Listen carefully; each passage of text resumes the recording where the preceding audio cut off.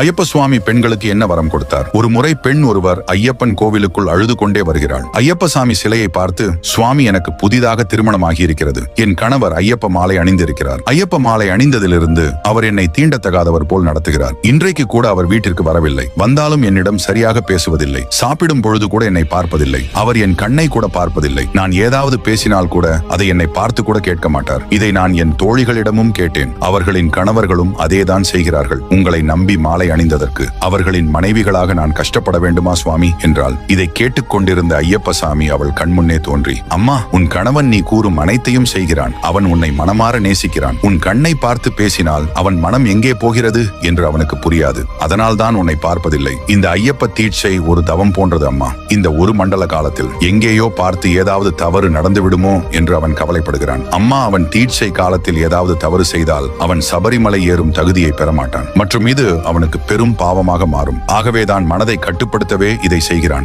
இந்த தீட்சை முடிந்து உன் கணவர் வீட்டிற்கு வந்து உன்னை எப்பொழுதும் போல நேசிப்பார். அம்மா, இருந்தாலும் உன் கவலையை போக்குவதற்காக நான் உனக்கு ஒரு வரம் கொடுக்கிறேன். இந்த 48 நாட்கள் தான் குடும்பத்தை மறந்து என்னையே அனுதினமும் நினைத்து என் சன்னதிக்கு வருபவர்களின் மனைவியின் மாங்கல்யத்திற்கு எந்த களங்கமும் வராமல் சுமங்கலியாக இருப்பார்கள் என்று வரம் கொடுத்தார். உங்களுக்கு ஐயப்பன் சாமி பிடிக்கும் என்றால் சாமியே சரணம் என்று கமெண்ட் செய்து நமது சேனலை ஒரு சப்ஸ்கிரைப் செய்து கொள்ளுங்கள்.